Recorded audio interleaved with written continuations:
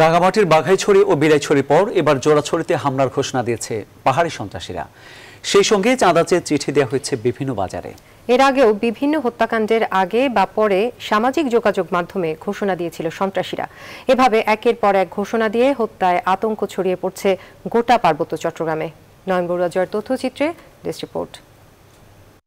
একের পর এক নৃশংস ঘটনা এভাবে সামাজিক যোগাযোগ মাধ্যমে ছড়িয়ে পাহাড়কে অশান্ত করার চেষ্টায় সন্ত্রাসীরা। সর্বশেষ বাঘাইছড়িতে নির্বাচন কর্মকর্তাদের উপর হামলার আগেও হুমকি দিয়েছিল তারা। আবারও সামাজিক যোগাযোগ মাধ্যমে রাঙামাটির জুড়োছড়িতে হামলার হুমকি দেওয়া হয়েছে।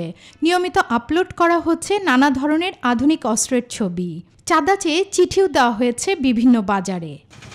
এসব ঘটনায় আতঙ্কে স্থানীয়রা। আমরা ভাই ভাই হিসাবে একগত হয়ে যেন কাজ করতে পারি। সেনাবাহিনী যদি টল যদি অগ্রগত থাকে তাহলে বিভিন্ন যেরকম শান্তি বাহিনী আছে, যেরকম বিভিন্ন সন্ত্রাস বাহিনী আছে, এগুলো নির্মূল হবে।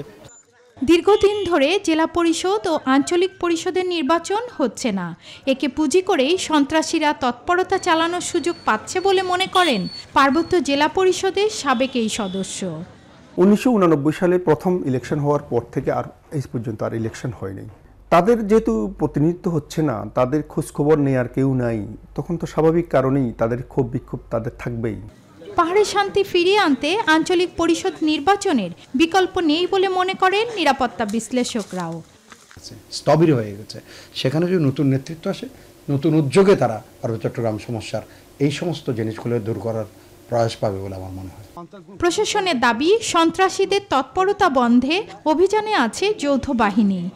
অভিযানটা আরও একটু জোরদার করা হয়েছে, তো দেখা যাক ইনশাল্লাহ। আমাদের তো ইনফরমেশন আছে কিছু কিছু, সেই ইনফরমেশন অনুযায়ী আমরা এগুচ্ছি।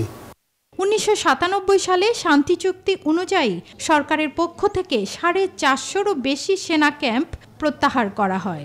এরপর থেকেই নানা দল উপদলে ভাগ হয়ে তৎপরতা চালাচ্ছে পাহাড়ি সংগঠনগুলো।